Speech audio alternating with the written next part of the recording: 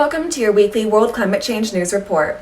Our headlines this week are: increase in natural disasters, fivefold increase in the risk of hurricanes, worst case scenario becoming reality, global warming helps viruses, climate affects mental health, food waste and climate change, and climate change drives decline in seagrass meadows.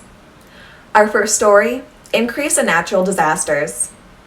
Climate scientists predict that the frequency and severity of extreme weather events will increase.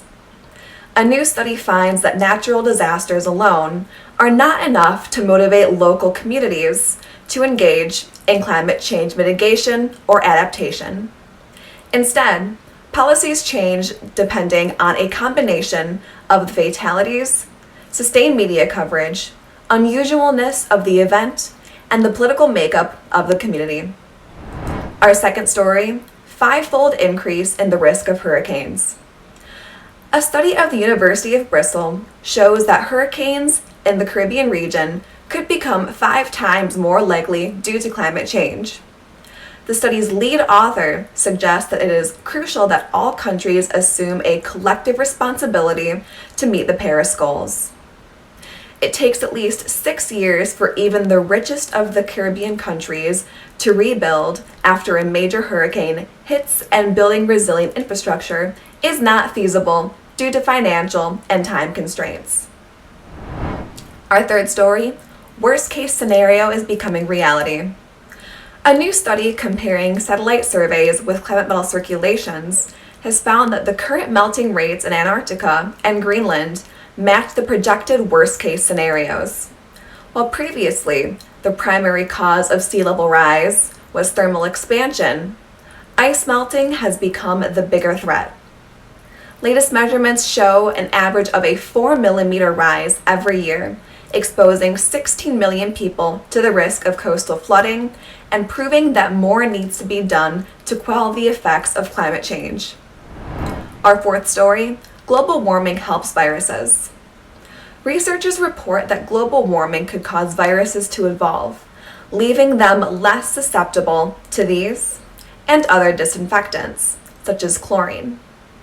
Climate change could create a good environment for viruses, such as enteroviruses that can cause infections as dangerous as polio.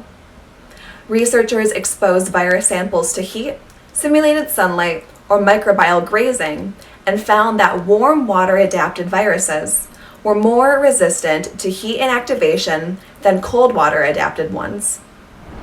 Our fifth story: climate change affects mental health. New reports of advocacy groups are advocating that there is not enough infrastructure and funding to support those suffering from mental health after climate disasters in the United States. In the last decade alone, there have been at least 40 disasters that could have cost the U.S. $1 billion. A psychologist and member of the Climate Mobilization says that we need to at least treat the problem by its source by mitigating the underlying reality of climate change. Our next story: food waste and climate change. Climate change policies need to transform the national food systems and include them to national climate plans.